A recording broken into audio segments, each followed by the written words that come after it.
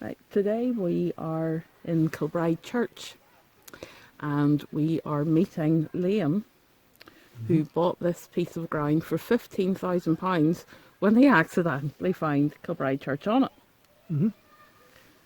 I think we're in for a treat this afternoon.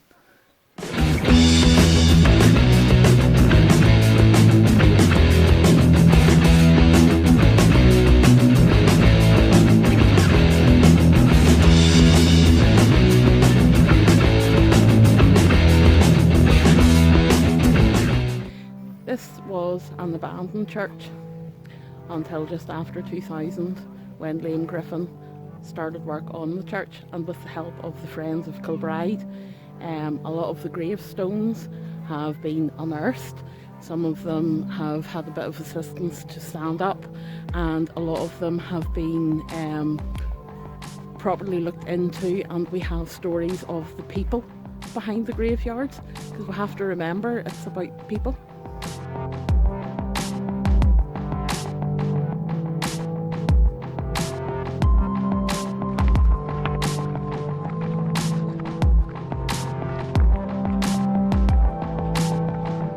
Was it? Some people said it was just a tool hut. Don't believe that. Look at the size of it. Look at the complex nature of its construction. Others have said, and this is very plausible, even as this is from Edinburgh and Glasgow, there may well have been grave robbing going on. So it was a watchman's hut where sentries would have lived to make sure nobody came to steal a body. Maybe. The other one that I've got, and coming from my own faith system, my own particular church, your coffin of your dead person arrives the night before. The priest is there to receive the coffin in front of the altar. It sits on biers, they cover it with a decorative black cloth, and the relatives, sometimes, in my own case, my family, we did, my mother and father, they spend the night with the coffin. Then you have the funeral mass in the morning, requiem mass in the morning, and the coffin of course, that's very Irish. So, yeah, if you imagine the coffin, and it's just about coffin size, if you can imagine the coffin sitting here, there's no fax, there's no email, there's no mobile phones, there's no phones. Somebody's gone on foot across the hill to tell the relatives 20 miles away, Auntie Jean's died, you need to come to the funeral, it's on Thursday, and they would keep the coffin in here. So that's what we think, that's the most plausible. It was a chapel of rest, if you like, a miniature chapel of rest. And this is the McDougall Memorial Aisle, okay? And the first person buried in there is a man called Ian Keir McDougall, Dark John McDougall, and he rises as a Jacobite in 1715. Fights very courageously at the Battle of Sheriff-Muir. Unfortunately on the wrong side, which in any war is the losing side. He goes on the run. He goes to Ireland on the run, because Ireland's, they're quite happy to sail down to Ireland. He gets to Ireland on the run. When he arrives in Ireland with his henchman, with his main man, the guy who looks after him, his sidekick, they discover that there's a local giant terrorising the people. So he takes on the giant and becomes a hero because he kills the giant. That's cool. He then goes on into France, because he's a Jacobite on the run, remember? He goes to France, he hides in France. 1719, there's a wee upsurge of Jacobite activity again. He arrives back here to do that, then he goes on the run again. Eventually, he's captured. He's actually in a ship with the potential to be taken to the West Indies as a slave. However, somehow or other, he's forgiven and he's allowed to come back to Denali, where the McDougalls had been based for many years. Whilst all that going on, Madam McDougall, his wife, young lassie, Mary of Slate from Skye, she has barricaded herself into Denali and kept the Hanoverians at bay, but eventually gets kicked out and forced to go and live a pretty mean existence. Having been at the top of the pyramid, she's now at the very bottom of the pyramid. She has to go and live in a mean existence on the island of Kerala. They get back into Denali as tenants to Campbell. 1737 he dies, and they bring him and they bury him here. In 1744 the rumblings of Jacobite activity are coming again. The government of the day, possibly for political reasons, give a lease, a tenancy, they give a and ownership back to MacDougall. They're allowed to own some of their lands. They paid a great dear price.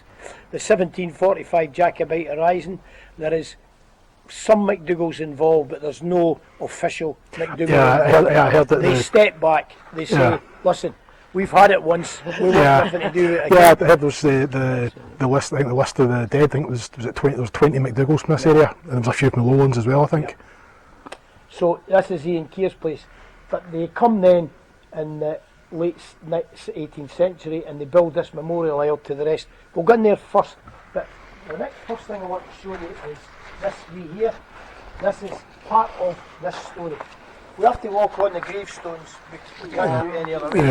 It's very difficult when you're Irish to walk on gravestones. Here's medieval stuff. Oh wow. Here's medieval stuff here. There's another medieval one here. But down on the bottom of this is a MacDougall, and it's all in English. This is a MacDougall from the 19th century, 1800s. And down the bottom is a little rhyming couplet, and it's very interesting. My glass has run, and thine is running. Death is sure, judgment's coming. Oh, quite scary. Let's go inside here. Here is the grave of King Keir MacDougall, and that's the grave of Mary of Slate, his wife. Now, these are Gaels, Gaelic people. Here's the symbolism on their grave. No English writing, no Gaelic writing even. Can you tell me what the wee thing is on the side? You got any clues? This one over here? The passage of time. Aye, it's a sand type. Yeah. And in the middle, skull and crossbones, death. This one very few people get. I recognised it right away. Do you know that one? The torch of knowledge. The torch of knowledge. Do you know, in 12 years you're the first person that's ever known. How do you know that? Because I find gravestones really fascinating, and the symbolism of This them. is the torch of knowledge, casting light in darkness. My time is run and thine is running, death is sure and judgment's coming. Have the knowledge that time is running, death is sure and judgment's coming. This guy is not allowed anything Gaelic. The kilts banned, the dancing, all the stuff is banned, the Highland tunes, the bagpipes themselves, the claymore, all banned. They're anglicised. They have to be part of North Britain, no Scotland anymore. North Britain. But this guy nods in English to his Gaelic ancestry, and the Gaelic blood pumping through is lovely at heart. And this is James MacDougall. So he's 1737 when he dies. He's born in 1793, 60 years or so later. But he's no longer a Highlander. He's a Royal Highlander. They've had their fingers burned. The Roses Jacobites, his rebels. Absolutely no way we're doing that again. He's a Royal Highlander. We go over here behind us here, and we see up here the very first grave I ever came across. Killed in action at Blairfontein. That was the first one I ever saw. The ivy had grown down over the top of it, and I was gobsmacked. I was in the Royal Navy, and when I was at Dartmouth, I had to pick a subject to write about, and I wrote about Nelson blockading Portugal, blockading France's activities. The Battle of Ciudad Rodrigo is northern Spain on the border with Portugal, and it's the English and the Spanish fighting against France and Portugal. There's a mix-up of politics. Killed in action. I've actually had that man's jacket on. Mike Robertson took me up and he showed me all the stuff, and there was his and his spirit. Further on down, killed in action at Blairfontein. So this is us reaching out into Empire. This is us reaching out into Empire. When we took the place over, it had been abandoned for many years. There just was no funding to keep it. They knew how important it was at MacDougall. This is Saul MacDougall, of course. So when we bought it and donated it to the charity, our volunteers come in, and you can see this young fella here. He's up with his chainsaw and all his safety kit, and he's taking all this off. And when he takes it off, we discover that this stone is out this way. It's about to fall down. That's £10,000 of fundraising there. Just to fix that one bit of wall, yeah. But actually, it's more than you see. When you go round the other side, you'll see what was involved. It's a lot more. This is the good side. Oh, is this the bit that you had supported? Right, right. That's it there. Yeah. But when you go round the other side, it's hugely damaged. This is a private graveyard of the family MacDougall. But here you have Sir James Patton MacDougall of Gallanach, Deputy Clerk Register, Keeper of the Records of Scotland, Senior Civil Servant. Over here, Deputy Surgeon General of Bombay Medical Company, reaching out into Empire. They came through a few steps ago, sentenced to death, rebel on the run. Now they're absolutely woven through society and woven through the establishment. These are clan chiefs here.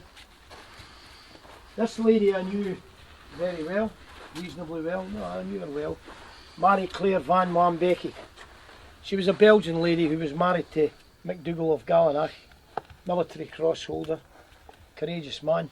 Don't get the military cross for coming first in an FAQ. Obviously this is World War II, and I had in my mind this romantic thing where he parachuted into darkened Belgium during the war and she came out with her beret on and her Sten gun, and he went off. Apparently not, but what a way to go. But I knew Marie Claire made a nice wee, when you saw the film, you saw the ladies standing round with their glass of port. The name Patton, I noticed when we were looking up some of the history of this place, the name Patton cropped up quite a few times. What's the link there? I don't know, but I should imagine it was, without being sardonic, I would imagine it was a wedding of a marriage, you know, of strategy. What's the word, you know? Convenience. Well, and also these, remember, we jump in a car. It was a power marriage as opposed Yes. to a love marriage. But we, I'm sure it was love, but what happens is we jump in an aeroplane now, fly to another country, meet somebody and form a relationship.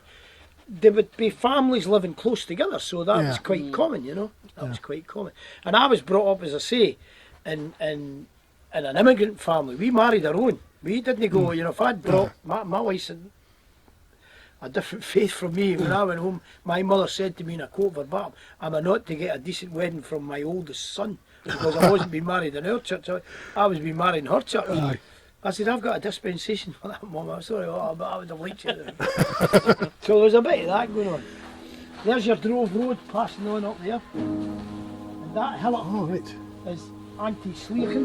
Forgive my Gaelic pronunciation, I'm not a Gaelic speaker. That is the hill of prostration. And if we come forward just a wee bit here, and you look up on the hill up there, you can see what they call the Lerags cross. It's actually the Lerags crucifix. It has the figure of the Christ, crucified Christ, carved upon it. It's a rather beautiful monument actually. It was carved by the experts at Iona, the Iona School of Carving, and it stood there. And the Drove Road here, cattle went from all these islands from the 16th century onwards right down to England. It stood here, and I should imagine this was a halt, a stance. It's just about the right distance from the ferry or from Denali Point.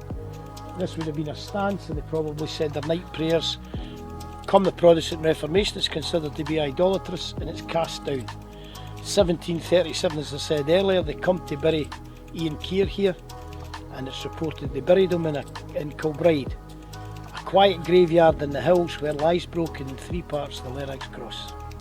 1926, Mrs McNabb, local landowner, by public subscription, she pays for it to be mounted up here, and it's very skillfully put together. It's a beautiful thing put back together again.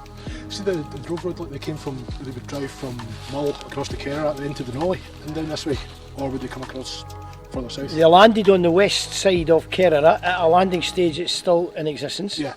And sometimes they swam them across, apparently, they sometimes swam them across where the ferry now is, halfway down the Sound of Kerr. Yeah.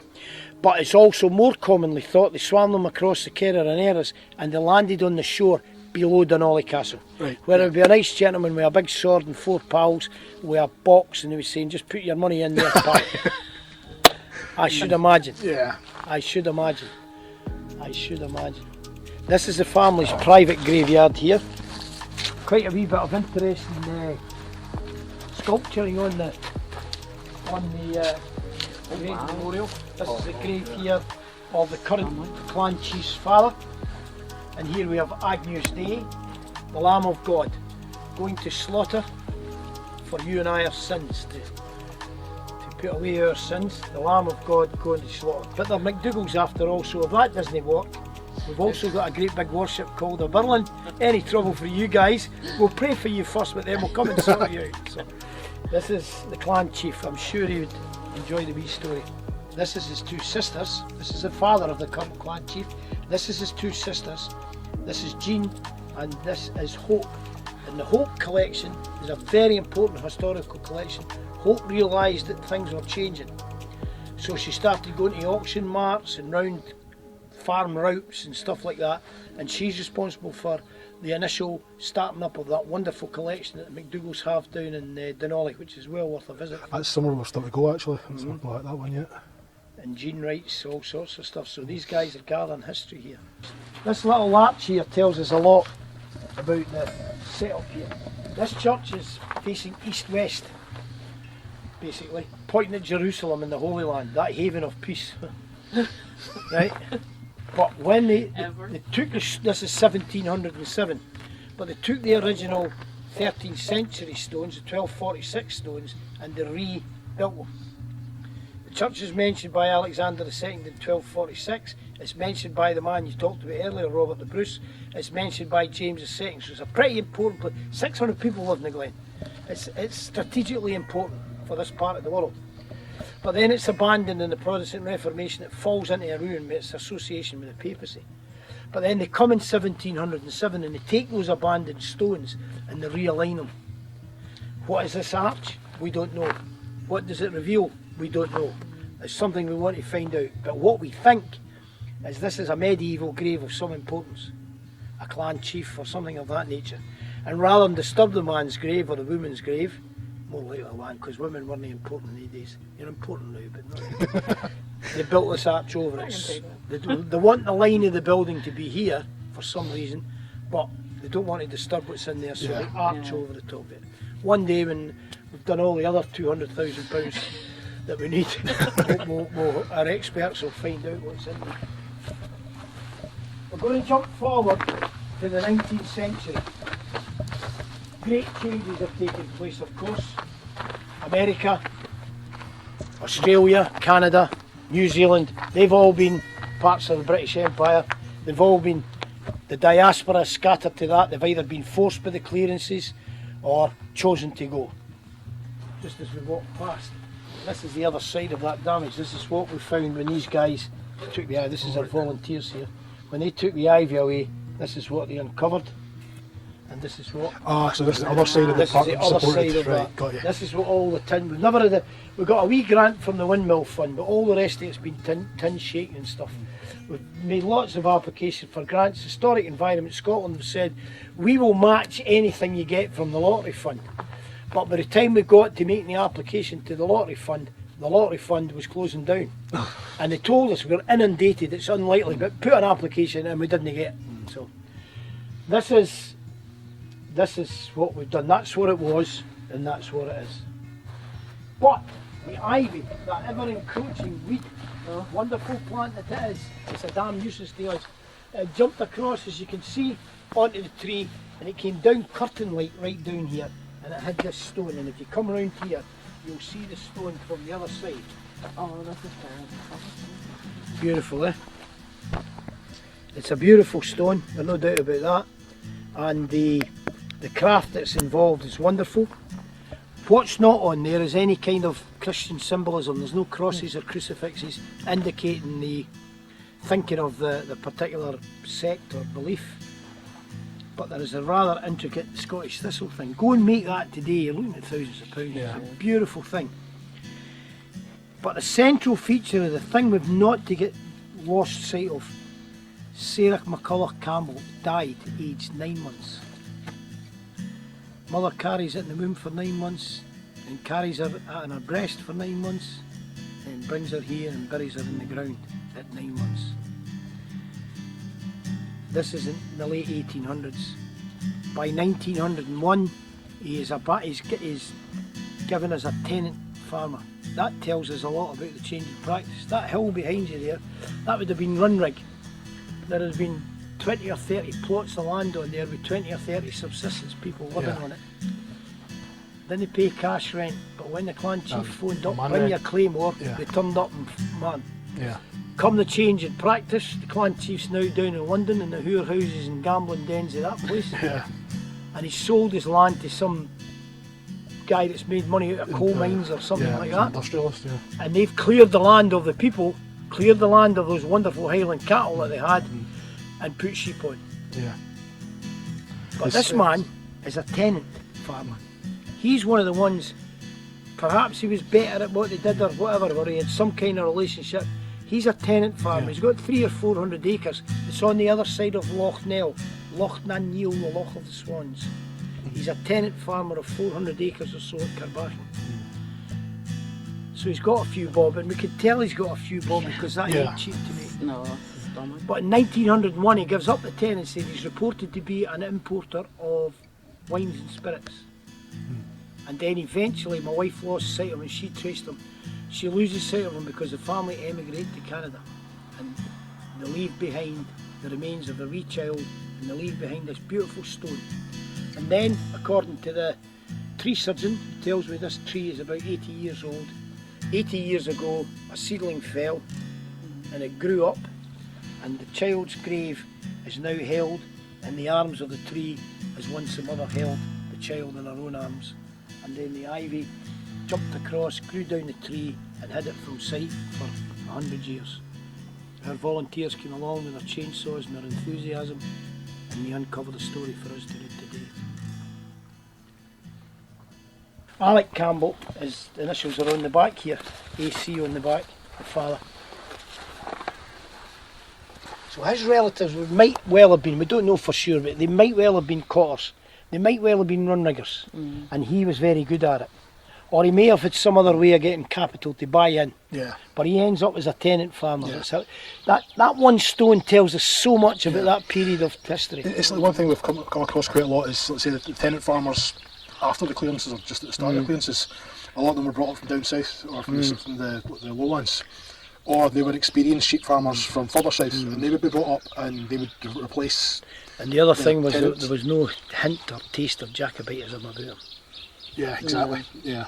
Remember what they're doing? They're clearing out the foot soldiers of the Jacobite army. That's what they're doing. I see we're just reading that one about the 𝕾𝖈𝖔𝖃. And again, it's the same story there. It was all a run rig system, and then they brought in the imported sheep farmers. You can no longer get away with. And the sheep farmers, in fairness to the sheep farmers, they were also bringing the skills. Yeah. They knew how to handle sheep. These guys probably would have learned. Yeah. They had sheep, but they were that size. Yeah. And they killed the lamb to eat. It was a food source. Yeah. And when the ewe got too old to produce, they killed the ewe. Yeah. But had kept one of the lambs. So it was a they were plucking apples from a tree. Subsistence farming, exactly. That's a sad, sad story. This is not such a sad story, although it's sad enough in its own. This is a grave here of Mr. Campbell. Mr. Campbell was a minister here for 30 odd years. And Mr. Campbell was a minister here for 30 odd years. Remember, the papacy was here first. Papacy is a very simple system. Pope's at the top, he tells the cardinals. Cardinals do what they're told and tell the bishop. Bishop does what he's told, he tells the parish priest. Parish priest tells me, I do what I'm told. Protestant Reformation, nobody's getting between me and God. I speak directly to God. The minister there is to guide and advise. Mr. Campbell comes along here, probably a long list of young men coming out the divinity school come along. They preach one Sunday, thank you very much, we'll let you know. Off he goes, and Mr. Campbell gets the job and he remains here for 35 years. Behind us there's a three-sided structure called the Session House. And the Session is the committee of parishioners elected to run the Session House, right? To run the parish. Yeah. So and they put a man called the Session Clerk in charge. And the Session Clerk, quite a powerful guy, he goes to the minister and said, church on Sunday at 12 o'clock doesn't suit us, we want it at 11. He's the liaison between. But they're very much hands-on, the Session are running the joint. No more down and David your tell. We're talking direct to God, you're here to help us do it. But apparently, he got on quite well with the Session Clerk, but the clerk was determined that he was to be in charge. This wee house over here was a public house in its day. And he gets a letter, Mr. Campbell, from McDougall.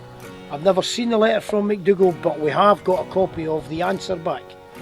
And he writes back to McDougall, who's apparently written and said, there's a move afoot in Scotland to shut down public houses, what do you think? And he writes back, I would close every public house in Scotland. They are not but dens of iniquity. Black, white, absolutely no doubt about the views until you turn the page. And then it says, except for the one at Kilbride. Shut all the pubs you want, leave my bloody pub alone, please. There I put off my coat on a rainy day. The man there is a Christian. The church at Kilbride is so damp I fear for a child's life. I baptise the children in the public house. Close all the pubs you want, but leave my bloody pub alone, please. When he died up round Tyrrell. Alright there. And the men of the parish, as was the custom in the day and still is in some of the Hebridean islands, I've actually seen it happen. They carried his coffin in rotation on foot, and they brought him here and they buried him and they raised that very significant structure in his memory, so that's how important he was. Is he the guy who was supposed to be going to Ardhatton for burial? No? No, that was Ian McDougall. Ian Keir was to go, well, it might have been him, but I don't think so. That's too solid. Right. Ian Keir was to go to Ardhatton normally, but the weather was too bad, no refrigeration and all the rest of that, so they brought him here, and they buried him at Kilbride, a ruined church in the hills where lies broken in 3 parts the Lerags cross. That was in 1736. So the earlier McDougall ones would have been Ardhatton, and then from then on yes, they came here, or from Ian Keir afterwards. Yeah. This session house was built by a family called McNabb, and this is their family stone, and this would break your heart. Dies in infancy, died age 2, died 5.5, died age 3. Dad lives till he's 78. Mum lives till she's 83. Yeah. So it wasn't just the big cities that children were dying in infancy an awful lot? Well, they've died in Glasgow actually. See, died in infancy at George Street in Oban. Yeah. Died in Carntine Road in Glasgow. Dies in Bridgeton. I'm from Bridgeton. I know where that street is. That street still in existence, Duncan Street. I'm from 549 the London Road. It made a back court. My granny might have played with that wee girl. Oh, jeez. Duncan Street goes down there and London Road goes there, and this is called a back court. The kids played in the back court. My granny maybe played with her. She lives till she's 83. Mum will go in here. This is the church. This is the 1707 prayer house built from the stones of the Papists, Catholic church of 1246. I would like you, if you wouldn't mind folks, go down a wee bit, because I'm going to do something here and I don't want you to get splattered with the shrapnel that comes on.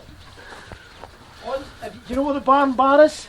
Yes. You go back a wee bit yet It's further. on our list. Do you know where the barn bar? That's fine. That's fine. Do you know where the barn bar is?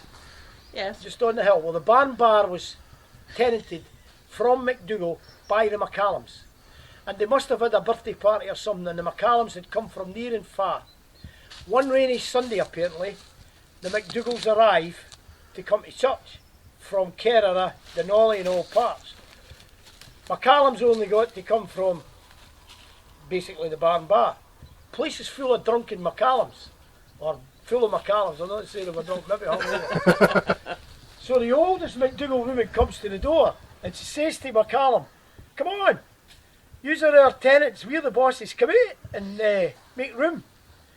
And rather unwisely, the McCallums say, "Outside you're in charge, inside God's in charge, we're sitting where we are." At which point, she curses McCallums. That's why I'm telling you to stand back. I don't want you to get hit with the shrapnel. "I curse you, I curse you," 3 times. "I curse you. None of you'll die in your bed." And then they go away in a huff. McCallums giggle. They're inside a church, no worried about the curse. That's fine. Next morning, McCallum gets up. Oh my head, you can imagine it. Oh my, he can eat never again. Whiskey, oh, I'll never touch it again. I'll just go and get a pail of water through the well. And there's McDougall waiting. "Hello, McCallum. Oh, I'm just going to the well for a drink of water, are you? I don't want you using that well anymore. There's another one 2 miles away." And they make life so uncomfortable.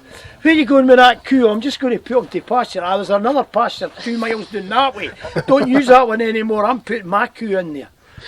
And the McCallums are forced off the land. Right? This is a historical fact. They're forced off the land. And so that's what can happen when you get cursed. And I go to walk away. Woman comes forward. She says, "Excuse me a minute. You haven't got that story correct. There was about 5 of them." And I said, "I beg your pardon." She says, you've not got that story, you've not finished the story. I'm a McCallum. She said, and she said what actually happened was the four brothers get together and they agree that they'll go, that were tenants, McCallums, one will go north, one will go, because they've got to find something else to do now. One will go north, one will go south, one will go east and go west. Years go past. And one of the brothers is walking down a road and he's coming towards a crossroads, and there's three guys on the crossroad, all approaching the crossroads. But he's a McCallum, so he gets himself ready and he says, excuse me a minute. And the guy says, excuse me a minute. And this fella says, no, I'm first. And a brammy starts. And they start battling each other. And he knocks one out and he knocks another one out. He's away to 𝕬𝖑𝖆𝖓 and the message with his dirk. And the guy goes, don't kill me, you can go. What's your name anyway? He says, I'm a McCallum. I'm a McCallum. And this says, I'm a McCallum. And I'm a McCallum. And the four McCallums. She's telling me this right on this spot. These are the four McCallums. And they've come and they've nearly killed each other. And they settled down. And so that's the story of the curse of Kilbride. That's cool. Outside, the church is built east-west, pointing towards Jerusalem. And they open the door here, as you can see, and they put a window in. Not very clever, because the thing points straight. It may point towards the Holy Land in that direction. It's pointing straight to the weather. Yeah. In that every time they open the door, a gale of wind and rain comes in, blows the 𝕰𝖵𝖔𝖏. So they close it up and they open the door here, which was never meant, that gable was never meant to have a door, and that's why that's so much more ruined than the rest. Yeah. Over here, this was a fairly sophisticated building for its time. Here we see the scratch coat. First layer of plaster on, they let it dry, then they put a scratch to give a key to the next. Yeah. And you can see the finished coat here, it was quite... But in that faith system, they didn't have ornate churches. They were very straightforward. They're places to come in and contemplate your sin, not to be distracted by statues and paintings and so on. When was the church 1707. 1707. This is from the stones of the 1737 church. Right. You can see here the sockets. What we know is there was a stairway went up and you come in through a door up there into an upstairs. So there was an upstairs here as well. If we look here, we can see these wave-like parts to the structure here. Yeah. This was done in Victorian times. They turned it into a romantic ruin. They took the roof off Like a fall. and dropped it. We're standing on the roof. This would have held a Holy Bible or something of that nature, a shelf basically, or a wee cupboard. That would normally be at this height. We're standing on the ruins of the roof. Yeah. Okay, except for the oak and timbers. They're in Kilmore, they're in Lerags' house, which is the house of our current chair for the charity Friends of Kilbride. Right. So I've sent him a letter saying, could we have our timbers back, please? So far I've had no reply. This tells us we're standing on the ruins of the roof, but genuinely the oak is genuinely in seamless. It's like, well, say most of the old churches we've been to, that when you go in, it's like the doorways are really low, and it's not really really low. It's the grounds come up because of the. And we're actually bringing the ground up even worse because, as you can see, it's like this. I cut it down the middle to keep people back from the dangerous areas. Yeah. It's a natural fence. But what I've done is now all the mulch is going in here. I'm actually making it deeper. When I say I mean us. I do mean I, because that's my bit. I cut the grass. I leave the clever bits for the other people. Let's go and look in the public graveyard. There's some interesting stories in here and references to history.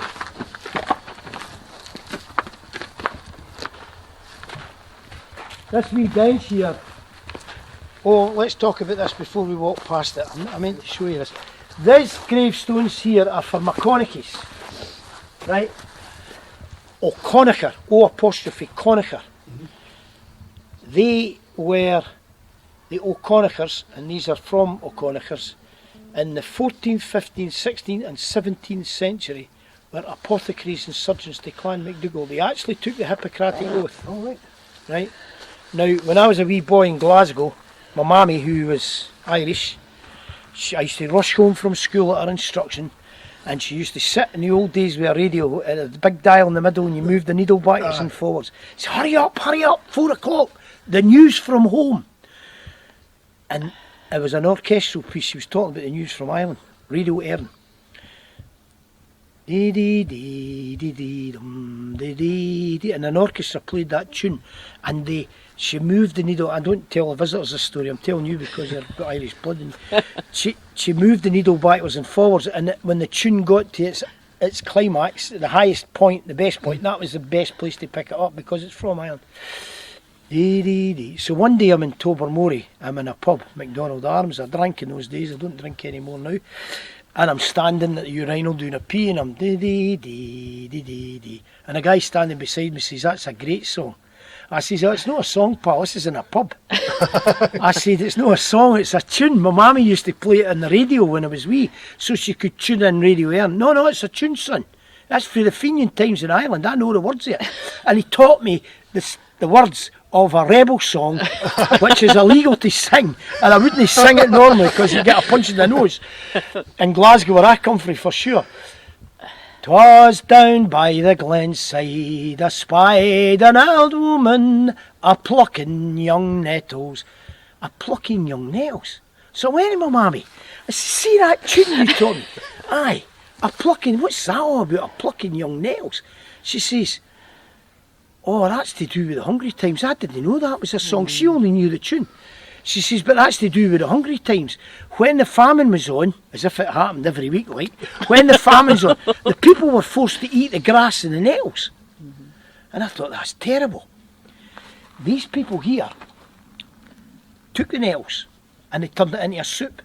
And that's one of the things you used to cure the common cold, or to alleviate the symptoms, was to give the kids with a cold or in nettle soup. I've read all this up.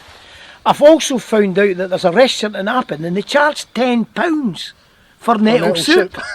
10 quid for nettle soup, homemade nettle soup, hand plucked from our garden. There are millions of them, they break my bloody heart, I can't kill them. That's what the O'Conachers did, and this is there. And when you go over that hill just a wee bit, the ruins of the O'Conacher house is over there, and they were apothecaries and surgeons to Clan MacDougall for 300 years. Another song I learned, there's a pub in Linlithgow on the way to Edinburgh. It's a fantastic restaurant if you ever go to it. It's called the Four Marys, and when I was at school I learned a song. "Yestreen the Queen had four Marys." It's about Mary Seton, it's about Mary Queen of Scots. And Mary Beaton was her she had four Marys. Yestreen the Queen had four Marys, and this shall have three. And they knew that the English were going to come and get her. Elizabeth I was going to capture her, and so she tried to escape through a wee door. This is what they tell us.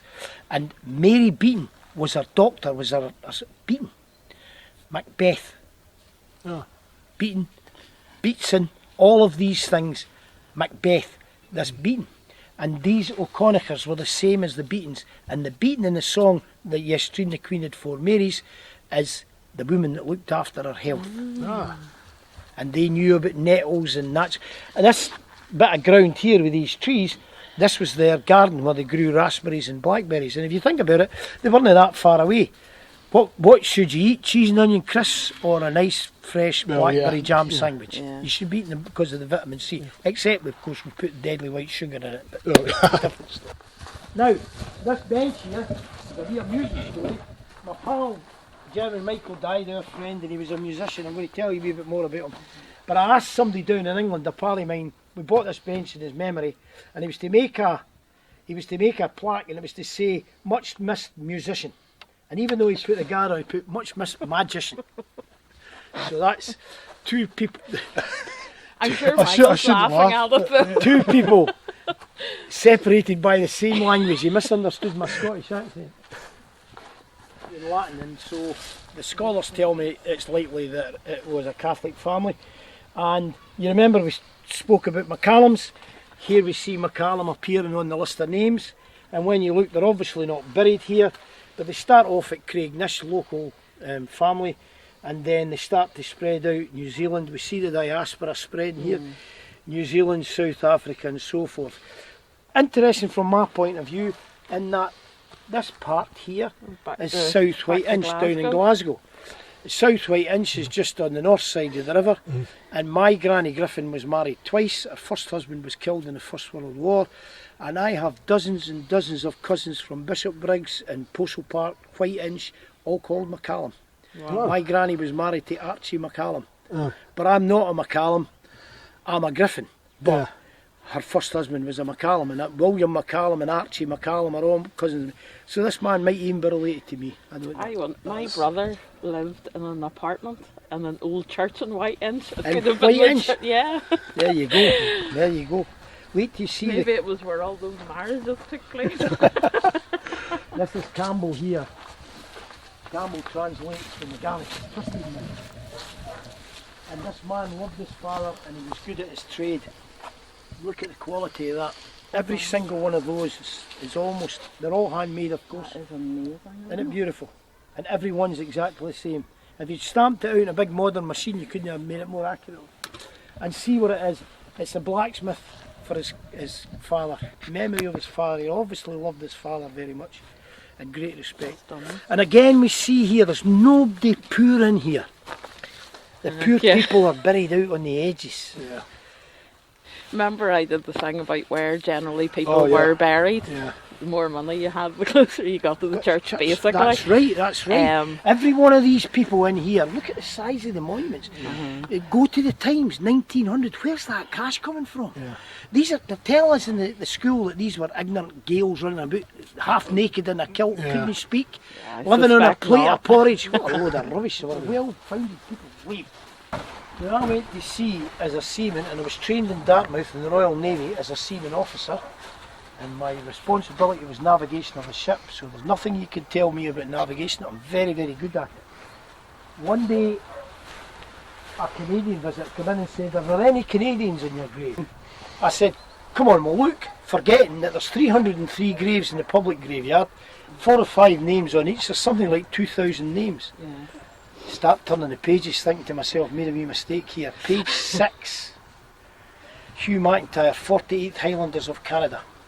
I look at the map, I'm trained in navigation, I could take the map with me and be sure, but I know.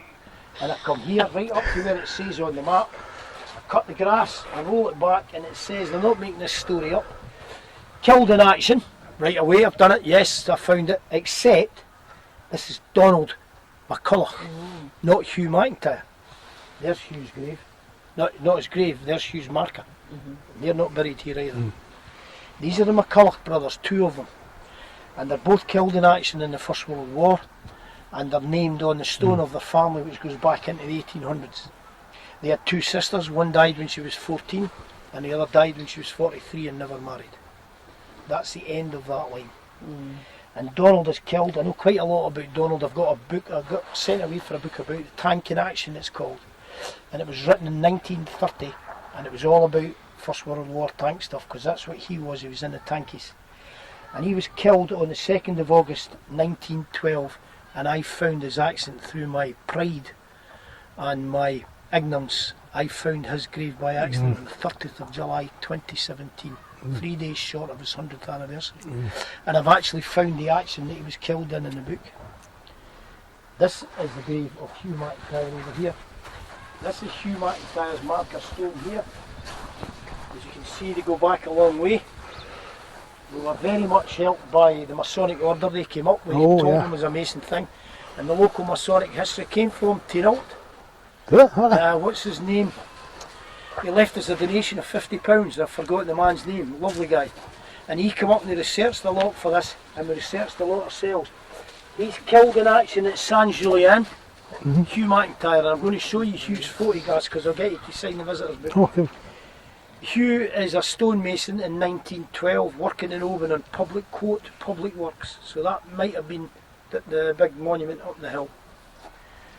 He emigrates to Canada. Myra, the charity secretary, she actually found the ship. He sailed from Greenock in Glasgow or in the Clyde.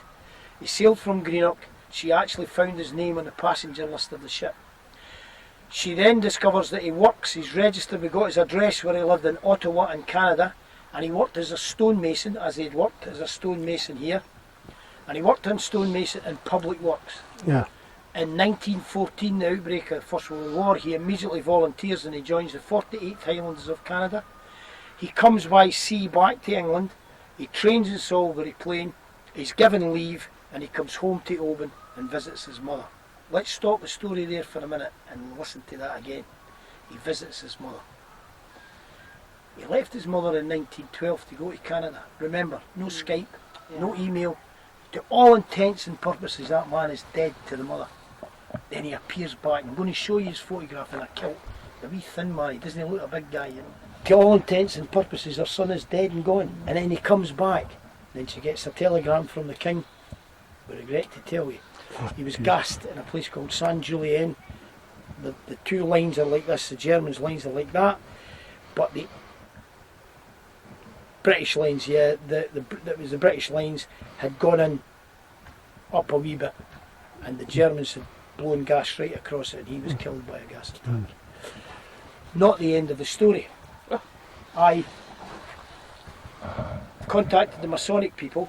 I'm not a Freemason as I have, but I've got friends there, and I said, look, this thing, blah blah blah. They come up and said, we'll get out a story, and he's from Tynall. I'm trying to remember his name. No. He came anyway, and they said, oh, he said, that guy's name is on the monument at Dunolly Point. And I've got a photograph, and I went down to the monument at Dunolly Point one night with my wife. It was a lovely evening. I said in the summer, a couple of summers ago, I said, come on, go down and look for that. And we went down, and I'm standing up on the steps, like this on the steps, and I'm reaching up with my finger, so that when I look at the photograph, I took several photographs, I've got my finger against one so that I would know what, in years to come, I'd say, oh, that's what that was about. Hugh McIntyre. And a wee boy coming on along, like, hello son, where are you from? And he said, Canada. These were gathered up by the Victorian people. These are the 15th century and 16th century graves, as you can see, the stones anyway. So part of our fundraising effort will be to have these properly dealt with, lifted, preserved, whatever the authorities tell us is the people like Historic Environment Scotland, whatever they say to do, will hopefully get some kind of funding there. Corinne O'Sullivan came, and she'd read about us on the internet or something. She sent me an email. She said, could I get married in your graveyard? I'm a white witch. Corinne O'Sullivan. She is an expert on Dutch elm disease, and her name, she's obviously, I would think, from Cork or Kerry, that's Southwest Ireland, that name. I never asked her, but her family must have emigrated at some point to America. She is an American citizen, and she's an expert on Dutch elm disease. She's some kind of zoologist or something, or biologist or whatever. She's an expert on Dutch elm disease. She's employed by the London Council, Greater London Council, to deal with their Dutch elm disease problems in their parks. She's on a bus one night. Guy gets on with a beard. I'll show you his photograph in a wee while. Funny looking wee man, and he's drunk as a skunk. And she took a good belt of the bevy as well, let me tell you, because I went to her wedding party. She's on the bus, and he's drunk, and two guys go up and start to roll him. She's a white witch. She feels she has to interfere. She goes up, gives him the message, chases him away, takes the guy home, sticks him in the room. He falls asleep, gets up in the morning. They fall in love. Man meets woman. They look for somewhere nice to get married. They come across us on the internet. Could we get married in your church? I went to Mr. Cameron. I'm not of his faith, but I love the guy. He's a great guy. Mr. Cameron, advice please. This woman wants, he says to me, is she willing to make a donation, Liam? I said, she seems to be willing to make a donation. He says, well, let's make this happen. It's a gift from God, Liam. Take it. So they were married here. I'll show you the photograph. But what they did was they planted that tree. Ah, cool. Not that tree. That tree. Yes, this one. There's Colleen's tree. They planted this tree here, and this year, lo and behold, it grew 2 apples. 2 wee crab apples. I said to my wife, is 2 enough to make jam out of? She said, no, leave them a while. And I came, the birds must have took them. But I'll watch for them next year. This is Corinne O'Sullivan's tree. There you go. And down here is the grave of Michael Hulman. Ah, yeah. Do you know Michael? Michael's a German. German Michael. And I call it the Triangle of Peace. Michael's people fought our people, these soldier laddies, fought them up in Belgium. And eventually, peace reigned. Michael turned up, and he was my pal. He's a wonderful guy. And in a wee while, when it gets dark, we'll light up the Christmas star. Wow, that's a whole lot bigger than I was expecting, Liam. In a wee while, we'll light the Christmas star, and I say to people, a star beneath a star. Yeah. And this is Michael. And I sing, and Michael was a wonderful musician. He turned up at the barn bar one winter's day. We have a session on a Sunday up there. It used to, not so much now. It's a lot more posher now. We used to, it's a nice place with a big party in it last night. We would turn up and there would be all sorts of musicians. And one rainy, windy Sunday, they'd stopped playing and they were rolling fags and lighting fags and up at the bar getting a drink, and the door opened and in came this guy with an old battered guitar case, and he was bent forward, he'd asthma, and he walked with that hunched. And he went up to the bar and he asked for a cup of coffee. And then he came over with his coffee and his guitar case and he says, "Can I play?" And somebody laughed and said, "Well, no, if you can play till we see what's in the box." What he meant, of course, was, "May I join you to play?" Yeah. So he sat down and he took out the guitar, which was all scratched and chipped and pretty old, and he started fiddling about. That's because nowadays they've all got wee electronic things, you do that, self-tunes. And he started to sing and he was just a wonderful singer. And I sing, but I never trained as a musician, and I love music.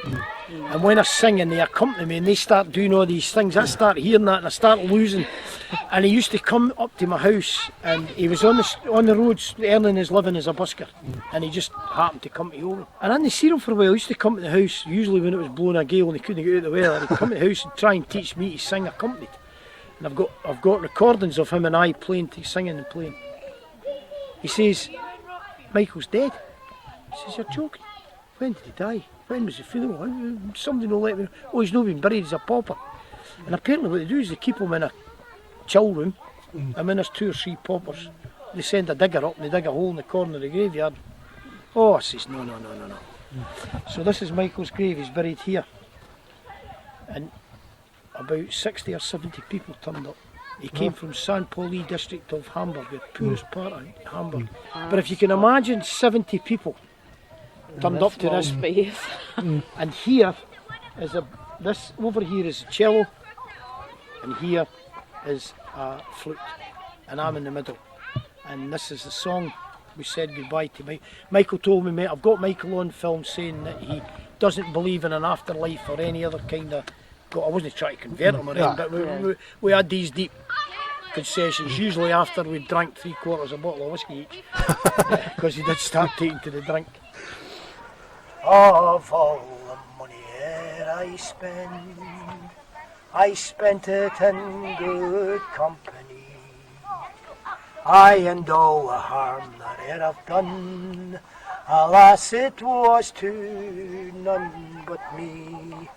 And all I've done for want of wit, to memory's view I can't recall. So fill to me the parting glass, Gute Nacht and the peace be with you all. Good night, Michael. You're a great wee guy. That's historic Kilbride in a nutshell, boys and girls. What do you think? Excellent. We don't need to talk on this now. No. Thank you. It's good, Stunned and a wee bit touched. I know, that happens all the time. I cry too. He was a nice man, Michael. So that was Kilbride Church. Like we promised, we find it entertaining. I'm sure you find, especially Liam, very entertaining. We are going to put links at the bottom that if any of you do want to donate to Kilbride or find out more about possibly your own relatives that could be here, certainly give Liam a shout. I'll put his email and I'll put the website down so that you can get some information on that. That was just an absolutely fantastic tour around Kilbride, followed by a very much needed hot chocolate in the wee cafe. There's a wee event on tonight. I think they're turning the lights on for, was it Christmas lights they're putting on? Is it? Christmas lights are being put on, and a very large 10-foot star is being lit up on one of the trees for the guy that Liam discussed, Michael. Oh, Michael Hillman. The German chap. The magician. Magician or musician. Yeah. Probably a bit of both. Yeah, but we're going to try and catch the lights getting turned on.